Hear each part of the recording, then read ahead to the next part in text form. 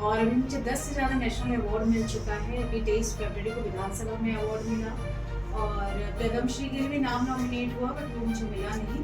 और medical help किसी की ज़रूरत होती है, चाहे वो प्रेग्नेंट लेडी हो, कोई भी अगर मेरे पास कॉल आता है और सारी चीज़ें उनको डॉक्टर के पास विजिट कराना, सारी मेडिसिन, चाहे वो कैंसर पेशेंट हो, किसी भी पेशेंट हो और वो अफोर्ड नहीं कर पा रहे हैं या किसी को राशन की रिक्वायरमेंट हो, किसी भी तरह का हो, और मेरा और मेरे एनजीओ का ये फंड है, हेल्प ऑलवेज नीडेड, चाहे वो किसी भी तरह का नीड हो हम उनको हेल्प करें। और संकल्प चैरिटी किसकी डॉक्टर हैं? अच्छा, एक्यूपेशन। मेडिकल कैंप लगाना हमारा मेन रहता है वैसे, और राशन बांटना जिसको भी ज़रूरत हो या बुक्स की ज़रूरत होती है। और अभी रिसेंटली हम लावारिस अस्थियों का विसर्जन करने गए थे मार्च में। अच्छा। पौधे डिस्ट्रीब्यूट करना और जो शेट्टी जी के साथ गए थे, आप लोग गए थे? हाँ जी, अभी जो ग्रुप किया था 15-20 साल। 2-3 अलग-अलग संस्थाएं मिलती हैं। हाँ जी, हाँ जी, हाँ जी। हाँ, आजकल मैं देखा था। और पंजाबी वेलफेयर एसोसिएशन चला रहे हैं।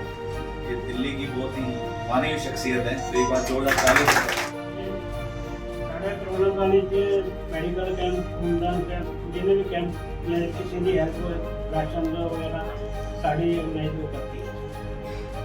तो मैं अपना सिंपल बच्चों को पढ़ाती हूँ, इतना कोई बड़ा नहीं है मेरा। क्या पढ़ा? नहीं, ये सबसे बड़ा है पढ़ाई क्या करना। पढ़ा? अभी बिगिनर ही हूँ मैं, और मैं कोरोना के बाद से ही पढ़ा रही थी बच्चों को, पूरा 10 तक के बच्चों को लेती हूँ मैं। हाँ, इंग्लिश, मैथ सब कुछ ऑल ओवर। मैं पहले तो पढ़ाई और बस छोटा सा ये काफ़ी उनके साथ भी जुड़ी हुई है, सर के साथ भी जुड़ी हुई और बच्चों को बहुत वो करती है। Shaheed Bhagat Singh social society visit voice of Akshan ji से हरिनगर से, और मैं शहीद भगत सिंह फाउंडेशन से एज ए मेंबर, आज हमारे चेयरमैन है, और अक्षरा फाउंडेशन से भी जुड़ी हूँ, डीएमसी फाउंडेशन से भी जुड़ी हूँ। मेरा मेन जो पर्पज़ है वो सोशल वर्क है। किसी भी टाइप का कोई भी सोशल काम है जिसके लिए मैं हमेशा नंबर 1 रहती हूँ। मैं अपने आप को बहुत ज़्यादा प्राउड ये फील करती हूँ कि रब ने मेरे को ये ड्यूटी दी है कि मुझे करना ही करना है, चाहे मेरे को कुछ भी हो, बट मैं ये सोशल वर्क नहीं छोड़ता हूँ। ये मेरे लिए एक वीक पॉइंट है और मेरे दिमाग में ये नंबर 1 है। मेरा नाम परमजीत कौर सब्बू है और मैं गरीब कम्युनिटी चैरिटेबल ट्रस्ट की फाउंडर हूँ।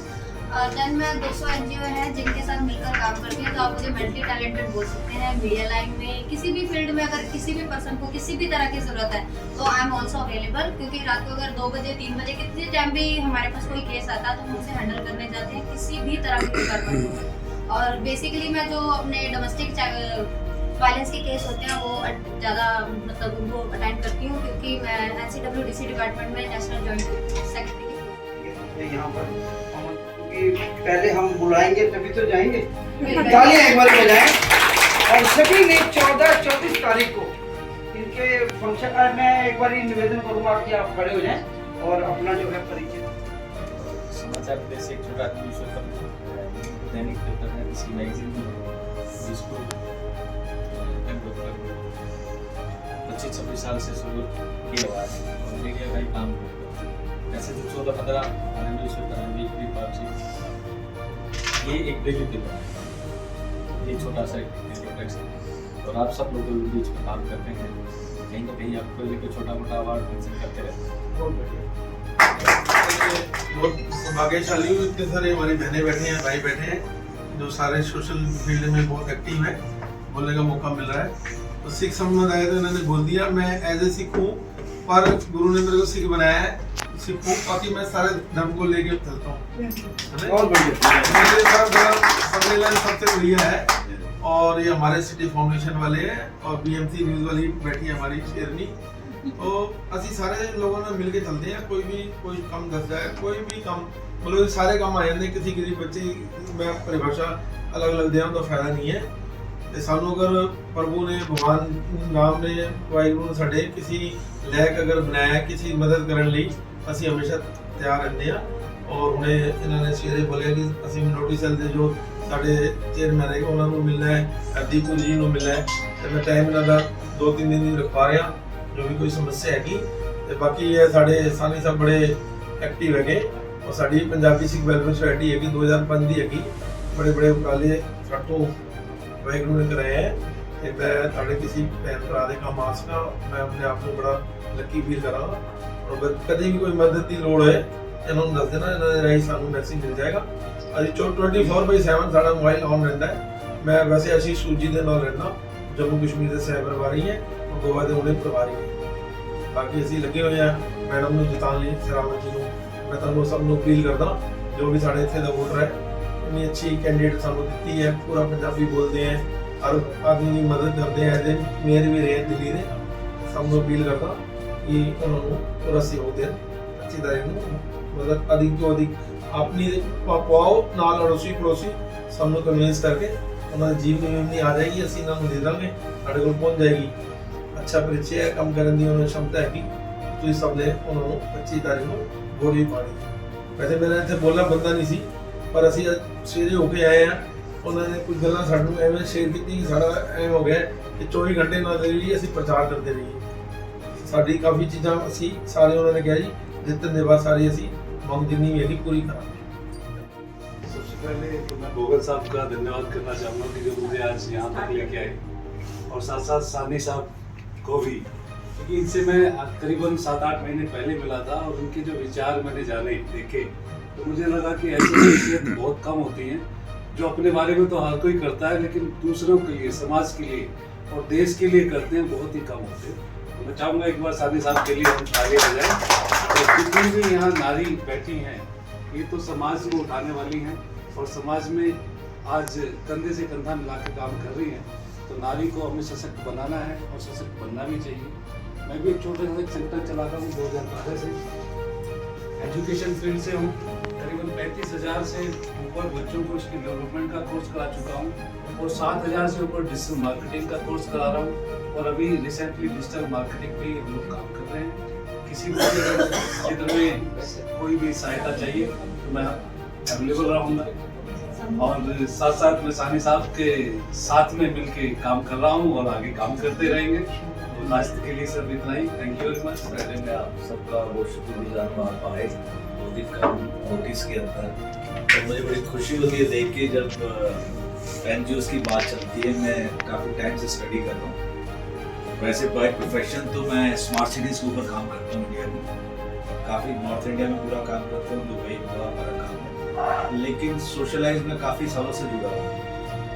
राजनीति में मैं रुचि रखता हूँ, पैशन है मेरा, लेकिन बिजनेस मेरा टोटली डिफरेंट है।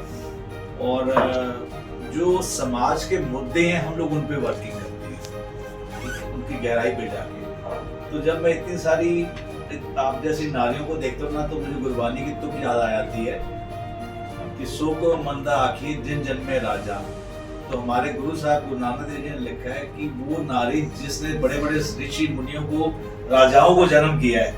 तो भारतीय नारी को इतना सम्मान हमारे कौम में दिया जाता है। और जब मैं सबको देखता हूँ तो मेरी रूह खुश हो जाती है कि जो जर्मन काम आज की डेट में लेडीज उतर के नारी कर रही हैं वो शायद जेंट्स भी नहीं कर रहे, है ना। तो आप सबके लिए जोरदार ताली सबसे पहले। दूसरा मैं शुक्रगुजार हूँ अपने साहब का, भोगल जी का, ब्रजेश जी का, सुजीत जी का। ये आए अपना कीमती समय निकाल के। वैसे तो मेरे साथ हमेशा खड़े रहते हैं। भोगल साहब हमारे भाई हैं, जिस टाइम आवाज लगाओ खड़े रहते हैं।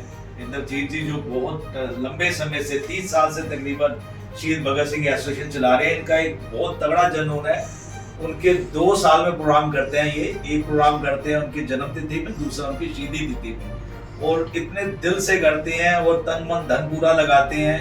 और इनके अंदर जो क्वालिटी है, सबसे बड़ी क्वालिटी है जोड़ने की। ना केवल दिल्ली में, दिल्ली से बाहर भी इतनी पकड़ है, इतना अच्छा सबको मिलाने का इनका काम है। तो ये जो है बहुत बेसिक रूप से काम करते हैं, इनसे मैं बहुत प्रभावित हूँ और दुआ करता हूँ इसी तरह इस काम में लगे रहे। अब मुद्दे की बात ही हम बात करते हैं NGO की, तो सबसे पहले आप सब बहुत ही अच्छा काम कर रहे हैं। तो एक चीज मैं जानना चाह रहा हूँ कि आप जो अभी काम कर रहे हैं, मुझे दिल्ली की जो मैंने स्टडी की, जो जितनी NGOs लगी हैं काम कर रही हैं, वो सीमित दायरे के अंदर लगी हुई है और बहुत ज्यादा रिसोर्सेज की कमी है जिसके अंदर। मैं अगर गलत हूँ तो मुझे बोलिएगा, ऐसा ही है। अब बेसिक जब जर्मन बंदा काम करने के लिए उतरता है तो सबसे पहले जरूरत क्या पड़ती है? बंदा घर से बाहर निकलता है, सबसे पहले जरूरत पड़ती है किसकी? Money, M factor. फंडिंग का एक बहुत बड़ा इशू है। जितने आप लोग भी काम कर रहे हो, मैं समझ सकता हूँ कि आप लोग आसानी से काम नहीं कर रहे होंगे। आज की डेट में इस चीज के लिए पैसा निकालना या पैसा लेना, फंडिंग ऑर्गेनाइज करना बहुत डिफिकल्ट काम है। बंदा 5 लाख रुपया किसी ऑर्केस्ट्रा में लगा देगा, लेकिन किसी 5,000 रुपया फीस देने के लिए तैयार नहीं होगा। मैं जब कोर्स स्टडी करता हूँ, जब आप आध्यात्मिक दुनिया में जाते हो, तो हिंदुस्तान ऐसा एक कंट्री इकलौता, सही कई बार व्हाट्सएप पे मैसेज आता है कि यहाँ लोग नदियों को माँ समझते हैं और इतना गंदा, बाहर लोग नदी समझते हैं और इतना सफाई है। ये हमारी सोच में भी है, ये हमारे कल्चर में भी है। हम लोग करते कुछ है, पूछते क्या है, करते कुछ है। हमारी करनी और कथनी में बहुत अंतर है ना। इस वजह से समाज हमारा बहुत गहराई में चला जाए तो बहुत सारी चीजें साफ होने वाली हैं। खैर वो एक लंबा विषय, उस तरफ मैं नहीं जाऊंगा। लेकिन आप सब सीएसआर से अवेयर हैं क्या? आप सब आप सीएसआर लेते हैं? आती है सीएसआर आपको? नहीं, आती नहीं है। नहीं, अवेयरनेस। अच्छा, सिर्फ रजिस्टर्ड करवा रहे हैं। प्रोसेस पता है आने का? नहीं, अभी नहीं पता। आपको किसी को? हाँ, ये मैं जानता था, इसीलिए मैं चाह रहा हूँ दिल्ली की, जो मेरा मोटिव है सबसे एनजीओस को मिलने का। अगला फंक्शन हम दुग्गल जी को बोलेंगे, बड़े लेवल पे रखेंगे एनजीओस को। दुग्गल जी एक मिनट जरा ध्यान छोड़ना। दिल्ली की जो सबसे बड़ी प्रॉब्लम है, मैं अगर गलत कह भोगल जी बताइएगा, जो जेन्युइन काम कर रहे हैं ना, एक मिनट बंद कर दो जी, जो जेन्युइन काम कर रहे हैं ना दिल्ली के अंदर, हिंदुस्तान के अंदर, जो ऊपर गवर्नमेंट की इतनी स्कीम्स हैं, चाहे वो सेंट्रल गवर्नमेंट की इतनी स्कीम्स हैं, जो नीचे तक पहुंचती नहीं है क्योंकि अवेयरनेस नहीं है सर। तो सारे एनजीओस काम कर रहे हैं, बट उनको ये नहीं पता कि स्किल्स डेवलपमेंट में भी इतने कोर्सेज हैं, बहुत कुछ है करने के लिए। इसके अलावा रोजगार के लिए बहुत कुछ है, बहुत स्कीम्स है, सेंट्रल गवर्नमेंट की बहुत स्कीम्स है, लेकिन नीचे तक या तो डाउनलोड ही नहीं होती, और डाउनलोड होती भी है तो पता ही नहीं है करना क्या है। सर बीच में से जो बंदे होते हैं ना, वो खा जाते हैं। नहीं, ये ना एक मिथ ही है, ये हम कह के ना अपना पल्ला झाड़ लेते हैं। ऐसा नहीं है। अगर जेन्युइनली काम करना चाहे और जेन्युइन लोगों से मिले तो काम होता है। इसी तरह से ना मेरा विचार है एक प्लेटफॉर्म बनाने का, जहां सारे एनजीओस को जोड़ा जाए, सारे जुड़ के मुठ होके काम करें। एक पर्टिकुलर, जैसे आप पढ़ाने का काम करिए, अभी 20, 30, 40, 100 बच्चे होंगे, लेकिन आपकी क्षमता, आपका कैलिबर है, आप 1000 बच्चों को पढ़ा सकती हैं, है ना। अभी एक एनजीओ ने हमारी डिस्कस चल रही, पीतापुरा में है, तो उनको मैं बुला नहीं पाया, मेरे दिमाग में नहीं आया। इंद्रजीत जी हैं, वो भी उनका नाम। अब उन्होंने क्या किया है, एक ऑनलाइन एजुकेशन शुरू की है। 500 रुपए फीस रखी, ऑल सब्जेक्ट बच्चों को पढ़ाया जाएगा। ऑलरेडी 3000 बच्चे फॉर्म पे जुड़ गए। टीचर्स उन्होंने हायर कर लिए, उनको फंडिंग आ रही है, टीचर्स को पैसे वो दे रहे हैं और वो ऑनलाइन ट्यूशंस ले रहे हैं, और इतने बच्चे उससे बेनिफिट हो रहे हैं। टीचर्स को भी काम मिल रहा है, उनको भी मिल रहा है, तो सारे बेनिफिट हो रहे हैं। तो समाज के अंदर एक प्लेटफॉर्म बनना बहुत जरूरी है। हम लोग अगर अलग अलग लड़ते रहेंगे तो ज्यादा ऊपर कभी नहीं चढ़ पाएंगे, लेकिन एक प्लेटफॉर्म में एक सोच के साथ एक उसमें काम करेंगे ना, एक मुट्ठी में रह के, तो हम लोग सरकार से डिमांड भी कर पाएंगे, चीजें उतरेंगी भी, चीजें आएंगी भी, आपको भी बेनिफिट मिलेगा इन टर्म्स ऑफ जो आप मोटिव लेके चलेंगे कि मुझे सेवा करनी है, उनको मिलेगा जो एक्चुअली बेनिफिशियल उन तक चीजें पहुंचेगी। तो इस प्लेटफॉर्म की बहुत बड़ी एक कमी है। मुझे ये प्रेरणा पंजाब से मिली, वहां हमारे एक मित्र है, उन्होंने ऐसा एक प्लेटफॉर्म क्रिएट किया हुआ है, काफी एनजीओ का जुड़े हुए हैं और सारे बहुत बेहतरीन से पूरे ऑर्गेनाइजेशन में काम कर रहे हैं। तो मैं एक तो चाहता हूँ कि जो सीएसआर का एग्जैक्ट फॉर्म क्या होता है, वो जो जिनकी रजिस्टर्ड एनजीओ है उनके एक सेक्शन लिया जाए।